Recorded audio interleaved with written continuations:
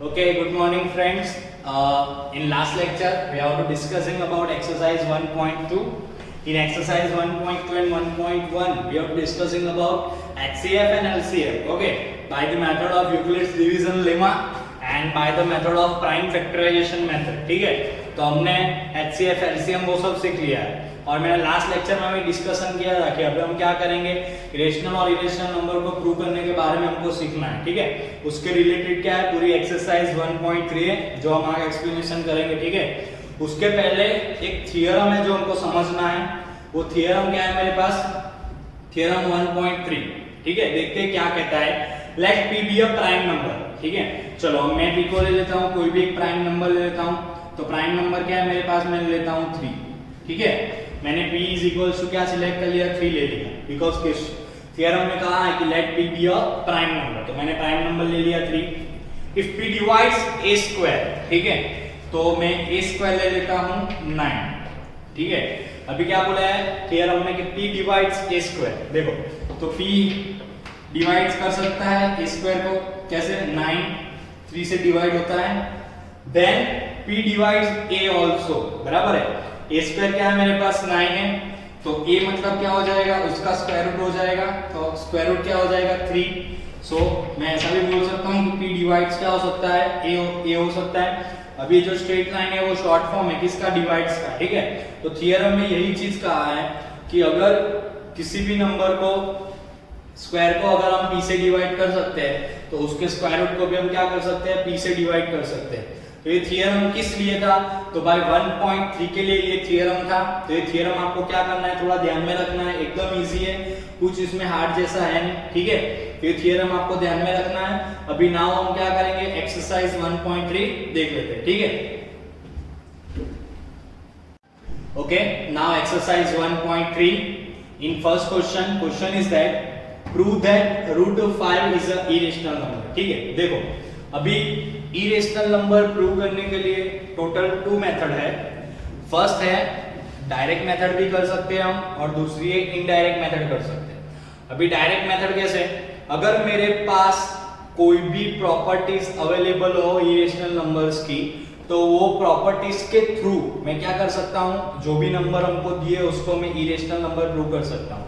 लेकिन irrational number के लिए मेरे पास कोई भी प्रॉपर्टी अवेलेबल नहीं है. ठीक है, अभी तक, तो डायरेक्ट मेथड हम यूज नहीं कर सकते हैं. तो हम क्या करेंगे, इनडायरेक्ट मेथड यूज करेंगे. अभी इनडायरेक्ट मेथड में होता क्या है वो मैं आपको समझा देता हूं. पहले हम क्या करेंगे, हमारे पास जो भी नंबर होगा उसको हम क्या करेंगे, रेशनल नंबर लेट करेंगे. ठीक है, रेशनल नंबर लेट करने के बाद हम ऐसा प्रूव करेंगे कि ये जो नंबर हमारे पास है वो रेशनल नंबर नहीं है. तो अगर वो रेशनल नंबर नहीं होगा तो वो क्या हो जाएगा, इरेशनल नंबर हो जाएगा. ठीक है, तो इसे हम बोलते हैं इनडायरेक्ट मेथड. अभी इनडायरेक्ट मेथड में भी टोटल 2 मेथड है. पहली मेथड किसके लिए, कि कोई भी नंबर प्राइम नंबर्स किसमें हो, स्क्वायर रूट में हो, तो उसके लिए पूरी अलग मेथड है. ठीक है, और दूसरा क्या, कि अगर प्राइम नंबर स्क्वायर रूट में हो और उसके आगे पीछे ऊपर नीचे कोई भी नंबर अगर इंक्लूड हो तो उसके लिए अलग मेथड है. ठीक है, तो पहले हम पहली मेथड देख लेते हैं. क्या है क्वेश्चन में, देखो prove that √5 is a irrational number. तो सबसे पहले मैंने कहा मैं क्या लेट करूंगा, let x is equals to √5 is a rational number. ठीक है, मैंने लेट कर दिया कि भाई ये क्या है, रेशनल नंबर है. तो अभी मैं किसी भी रेशनल नंबर को ऐसे लिख सकता हूं कि भाई √5 इज इक्वल्स टू a/b. ठीक है, रेशनल नंबर की डेफिनेशन है ना, we should write it in form of p/q where q is not equals to 0. तो मैंने सिर्फ क्या किया है, p/q की जगह पे इधर मैंने क्या ले लिया है, a/b ले लिया है. ठीक है, तो आप किसी भी नंबर को ले लो तो उसका HCF a और b का क्या हो जाएगा, 1 हो जाएगा. ठीक है, एग्जांपल लेते हैं, मैं कोई भी रेशनल नंबर लेता हूं 2/3. तो चेक करो न्यूमरेटर और डिनोमिनेटर का HCF क्या हो जाएगा, 1 हो जाएगा. ये तो प्राइम नंबर्स बेस के लिए. चलो कोई भी कंपोजिट नंबर भी ले लेते हैं. 20/25 मैं कैंसिलेशन करता हूँ, 5 4 जा 5 5 जा, तो कितना हो जाएगा 4/5 हो जाएगा। तो देख सकते हो आप इधर 4/5 मतलब 4 और 5 दोनों का HCF क्या हो जाएगा 1 हो जाएगा। तो ये कंडीशन है रेशनल नंबर की। तो मेरे को बस यही चीज प्रूव करनी है कि A और B का HCF 1 के अलावा भी क्या है और कोई नंबर है। अगर मैं ऐसा प्रूव कर दूंगा तो मैं ये प्रूव कर देता हूं कि ये जो नंबर है वो रेशनल नहीं है, तो उसका मतलब क्या है वो इरेशनल है। ठीक है, तो मेरे को प्रूव क्या करना है कि A और B के जो फैक्टर है और 1 के अलावा भी कोई नंबर है। ठीक है, तो मैं ये प्रूव करूंगा, ये चीज प्रूव करूंगा। तो चलो अभी देखते हैं कैसे प्रूव करते हैं। अभी मेरे पास है √5 = A/B मेरे पास है। ठीक है, तो मैं क्या करता हूँ B को इधर शिफ्ट करता हूँ, तो मैं ऐसे लिख सकता हूँ A = √5B। ठीक है, अभी मेरे को स्क्वायर रूट निकालना है, तो स्क्वायर रूट निकालना होगा तो मैं क्या करूंगा बोथ एंड साइड स्क्वायर कर दूंगा। तो अगर मैं बोथ एंड साइड स्क्वायर करूंगा तो क्या हो जाएगा देयरफॉर A² = √5B²। ठीक है, कितना हो गया, सो देयरफॉर A² क्या हो जाएगा 5B² हो जाएगा। ठीक है, इधर तक आपको समझ में आया। चलो इसको मैं इक्वेशन नंबर 1 दे देता हूं। इधर तक आया ना समझ में आपको। देखो वापस बताता हूं क्या किया, √5 = A/B है, B left hand side shift करूंगा तो क्या हो जाएगा A = √5B। दोनों साइड स्क्वायर रूट निकालने के लिए मैंने क्या किया बोथ एंड साइड स्क्वायर कर दिया, तो A² क्या हो जाएगा 5B² हो जाएगा। ठीक है, अभी मैं एक चीज बताता हूं, अगर मेरे पास 15 के फैक्टर है 3 × 5, तो मैं ऐसे लिख सकता हूं कि 3 is the factor of 15 and 5 is the factor of 15। ठीक है, this is the sign of factor, क्या है लॉन्ग पाइप साइन है। ठीक है, तो ये साइन है फैक्टर की। ठीक है, तो मैं इसको ऐसे पढ़ सकता हूं कि 3 is the factor of 15 and 5 is the factor of 15। ठीक है, मैं ऐसा बोल सकता हूं। तो देखो ये जो चीज है ना A² = 5B², इसको आप इसके साथ कंपेयर करो। देखो A² = 5 × B², तो मैं क्या लिख सकता हूं अकॉर्डिंग टू दैट मैं ऐसा लिख सकता हूं therefore 5 is the factor of A² and B² is the factor of A²। अभी मेरे को इसकी जरूरत नहीं है। ठीक है, ये मैं देख लेता हूं। हमने थ्योरम 1.3 में पढ़ा, क्या पढ़ा, if P divides A² then P divides A। तो हो गया, देखो ये P है, P मतलब क्या हो जाएगा प्राइम नंबर्स, तो है ये P मेरे पास, तो P डिवाइड्स क्या हो गया A² हो गया। तो मैं ऐसे लिख सकता हूं therefore 5 divides A, that is my equation number 2। सो आया समझ में आपको, मैंने क्या दिया, मेरे को HCF लाना है, A और B का क्या HCF लाना है 5 लाना है। ठीक है, तो A को मैंने एक फैक्टर बता दिया कि भाई A का एक फैक्टर क्या है 5 है। अभी मैं क्या बताऊंगा कि B का फैक्टर भी क्या है 5 है। अगर दोनों में 5 5 कॉमन है तो वो क्या हो जाएगा उसका HCF हो जाएगा। तो मैंने इधर ये चीज दिखा दी कि भाई 5 is the factor of A। चलो अभी मैं और एक चीज बात को समझाता हूं। देखो मेरे को पता है कि भाई 15 का एक फैक्टर मेरे पास 3 है और मेरे को अगर दूसरा फाइंड आउट करना है तो उसको मैं क्या लूंगा x ही लूंगा ऑब्वियसली। तो मेरे को x की वैल्यू इजीली मिल जाएगी। तो अगर मेरे पास 3 इज द फैक्टर ऑफ 15 है और मेरे को दूसरा नंबर फाइंड आउट करना है तो मैं क्या लिखूंगा 15 is equals to 3 into x। ठीक है, ऐसा मैं लिखूंगा। तो सेम चीज यही है, देखो मेरे पास 5 is the factor of a है लेकिन मेरे को क्या करना है अभी दूसरा फैक्टर फाइंड आउट करना है। तो मैं क्या लिखूंगा इसकी जगह पे, देखो मेरे पास क्या है 5 is the factor of a है, क्या है मेरे पास 5 is the factor of a। अभी मेरे पास 15 होगा और मेरे को दूसरा फैक्टर फाइंड आउट करना है। एक फैक्टर मेरे को पता है 3 है, दूसरा फाइंड आउट करना है तो मैं क्या लिखूंगा 15 is equals to 3 into x। तो इसी तरह से अगर मेरे को इधर भी दूसरा फैक्टर फाइंड आउट करना है तो मैं क्या लिखूंगा a इज इक्वल्स टू 5। एक फैक्टर मेरे को पता है क्या है तो दूसरा फैक्टर क्या हो जाएगा into k। इसमें हम x लेंगे तो इसमें हम क्या ले लेंगे k ले लेंगे। ठीक है, तो समझ में आया कैसे किया। तो a is equals to 5k हो गया। अभी मेरे को a की जगह पे वैल्यू क्या चाहिए b चाहिए, क्या चाहिए b चाहिए। तो देखो इस इक्वेशन 1 के अंदर देखो मेरे पास क्या है फॉर्मूला है available a² is equals to 5b²। तो मैं a² की जगह पे 5b² लिख सकता हूं। तो उसके लिए मैं क्या करूंगा बोथ एंड साइड स्क्वायर कर दूंगा। तो क्या होगा therefore a² is equals to 5k whole square, therefore a² is equals to 25k²। ठीक है, अभी देखो a² की जगह पे मैं लिख सकता हूं 5b²। देखो इक्वेशन नंबर 1 में तो मैं इधर लिखूंगा 5b² is equals to 25k²। Reason क्या होगा, फ्रॉम इक्वेशन नंबर 1, ठीक है। मैंने इक्वेशन 1 की यूज करके a स्क्वायर की वैल्यू मैंने क्या डाल दी, 5b² डाली। 5 नीचे शिफ्ट करूंगा तो क्या हो जाएगा, therefore b² is equals to 25k² upon 5। Therefore b² is equals to क्या हो जाएगा, 5k² हो जाएगा। वापस देखो इसकी तरह ही करना है, क्या होगा, a² is equals to 5b² हो गया। तो मैंने क्या कहा था आपको कि 5 is the factor of a², तो सेम इसी तरह से मैं लिख सकता हूं इधर कि भाई 5 is the factor of b², और बाय थ्योरम 1.3 में क्या लिख सकता हूं, 5 is the factor of b। So that is my equation number 3, ठीक है। तो देखो मैंने दोनों फैक्टर कॉमन कौन से ला दिए, 5 is the factor of a भी ला दिया, 5 is the factor of b भी ला दिया। तो इधर लिखता हूं मैं, from equation 1 and 3 we get 5 is the factor of a and 5 is the factor of b, therefore HCF of a and b is equals to क्या हो जाएगा, 5। तो क्या लिखेंगे, this is contradiction। क्या लिखेंगे, contradiction। अब इसका मतलब क्या होता है वो मैं आपको समझा रहा हूं। कॉन्ट्राडिक्शन मतलब क्या होगा कि जो भी हमने लेट किया है वो दरअसल क्या है, गलत है, ठीक है। तो आंसर स्टेप लिख देते हैं। आंसर स्टेप में क्या हो जाएगा, 10√5 इज इरेशनल नंबर। तो ये हमने प्रूव किया इनडायरेक्ट मेथड की फर्स्ट मेथड। ये सम आपको अगर पूछा जाएगा तो 3 मार्क्स में पूछा जाएगा। एकदम इजी सम है, मैंने आपको 1 बाय 1 स्टेप बाय स्टेप पूरा समझाया, ठीक है। 2-3 बार देखना, नहीं समझ में आया तो इधर मेरे को पूछने आ जाना, ठीक है। तो ये हो गया हमारा क्वेश्चन नंबर 1 कंप्लीट। अभी क्वेश्चन नंबर 2 देख लेते हैं। क्या है मेरे पास question number 2, prove that 3 + 2√5 is irrational. देखो अभी इधर √5 के आगे क्या है, कोई नंबर है, तो इसके लिए क्या है, पूरी अलग मेथड है। और ये जो क्वेश्चन आएगा वो किसमें आएगा, 2 मार्क्स के लिए पूछा जाएगा, ठीक है। ऐसा क्यों, क्योंकि मेरे को पता है ऑलरेडी कि भाई क्या है, √5 इरेशनल नंबर है। तो हम इक्वल्स टू की एक साइड क्या करेंगे, √5 ही रखेंगे, क्योंकि मेरे को पता है वो इरेशनल नंबर है। तो चलो देखते हैं कैसे करना है। पहले तो मैं लेट कर देता हूं, let x is equals to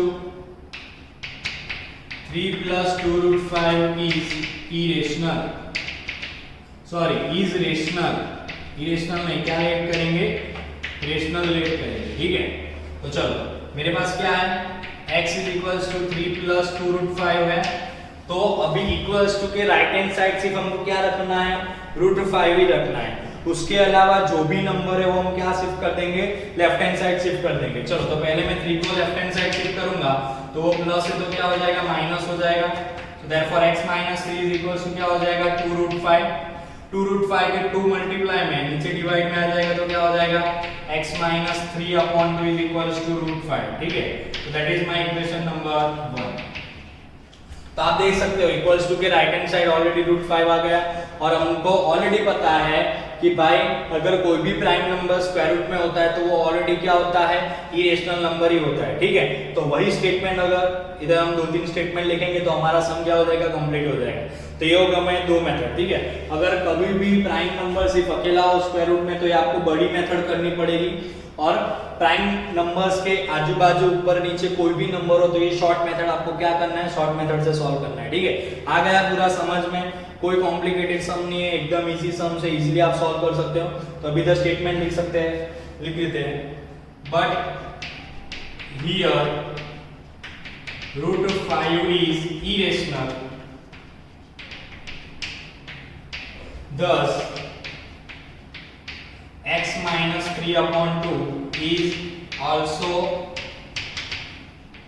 irrational, ठीक है। नीचे क्या लिखेंगे, दिस इज कॉन्ट्राडिक्शन। ये स्टेटमेंट आपको सबने लिखना है, ठीक है, ये बात ध्यान रखना है। और लास्ट में आंसर स्टेप लिख देंगे, 10 3 + 2√5 इज इरेशनल नंबर, ठीक है। तो आ गया पूरा क्वेश्चन आपको समझ में, एकदम इजी है सम्स। तो क्वेश्चन 1 और क्वेश्चन 2 हमने देख लिए है। अभी मैं क्वेश्चन 3 आपको सॉल्व करके बताऊंगा। ये पूरा आपको समझना है। इसकी जगह पे हम क्वेश्चन रिप्लेसमेंट कर सकते हैं square root 7, square root 11, square root 13, ठीक है, कोई भी नंबर आपको आ सकता है, लेकिन मेथड आपको इसी तरह से करनी है, ठीक है। समझ में आ गया पूरा क्वेश्चन नंबर 1 और क्वेश्चन नंबर 2। अभी हम आगे क्या करेंगे, क्वेश्चन नंबर 2 देख लेते हैं, ठीक है। Okay friends, now question number 3। Question number 3 में हमको क्या कहा है, prove that following numbers are irrational. Total 3 questions है, ठीक है, वो तीनों क्वेश्चन मैं आपको सॉल्व करके बताऊंगा। फर्स्ट क्वेश्चन है मेरे पास 1/√2, ठीक है। तो क्या करेंगे, पहले तो let x is equals to 1/√2 is rational, ठीक है। पहले मैंने क्या लेट कर दिया कि भाई 1/√2 क्या है, रेशनल है, ठीक है। तो आगे देखते हैं क्या होता है। So therefore x is equals to 1/√2। अभी आप देखो इधर डिनोमिनेटर में √2 है, अगर मैं इधर शिफ्ट करूंगा तो दैट इज √2x हो जाएगा। तो ना तो लेफ्ट हैंड साइड √2 मिल रहा है, ना तो राइट हैंड साइड √2 मिल रहा है। तो हम क्या करेंगे, रेशनलाइज करेंगे। अभी रेशनलाइजेशन के बारे में ऑलरेडी आप स्टैंडर्ड नंबर 9 के पढ़ के आए हो, ठीक है। जो भी नंबर डिवीजन में होता है उसी से क्या करना पड़ता है, हमको मल्टीप्लाई एंड डिवाइड करना पड़ता है, और उससे क्या होगा, जो डिनोमिनेटर में स्क्वायर रूट होगा वो क्या हो जाएगा, निकल जाएगा, ठीक है। तो क्या हो जाएगा, therefore x is equals to √2 into 1 that is √2, √2 into √2 क्या हो जाएगा, 2 हो जाएगा। अभी मैं इसको एक साइड ले सकता हूं, therefore 2x is equals to √2। देखो आप ऑब्जर्व करो, राइट हैंड साइड आ गया मेरा prime numbers in square root. तो मैं इसीलिए कह सकता हूं कि ये जो √2 है वो क्या हो जाएगा, इरेशनल हो गया। तो उसके लिए 2x भी क्या हो जाएगा, इरेशनल हो जाएगा। तो चलो स्टेटमेंट लिख देते हैं, but here √2 is irrational, thus 2x is also irrational, ठीक है। तो क्या लिखेंगे, this is contradiction. So answer step ले लेते हैं, thus 1/√2 is irrational number।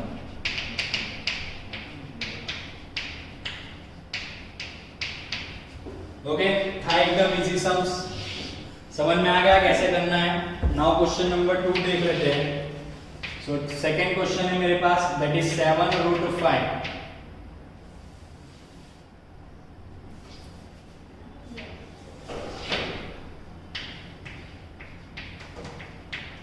क्या करते हैं, लेट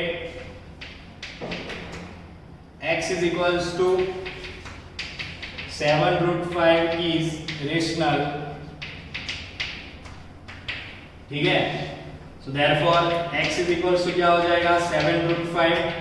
7 इधर मल्टीप्लाई में नीचे डिवाइड में ले लेता हूं, therefore x/7 is equals to √5। तो देखो हो गया, राइट हैंड साइड √5 आ गया। तो क्या करेंगे, ये स्टेटमेंट लिखेंगे, but here √5 is irrational, thus x/7 is also irrational। तो नीचे स्टेटमेंट लिखेंगे, दिस इज कॉन्ट्राडिक्शन। तो आंसर स्टेप लिखेंगे, thus क्या है क्वेश्चन मेरे पास, 7√5 is irrational number. Okay, that's it. तो आ गया समझ में आपको पूरा।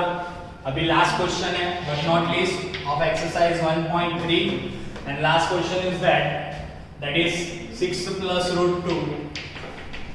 तो चलो लेट करेंगे। सबसे पहले late x is equals to 6 plus √2 is irrational,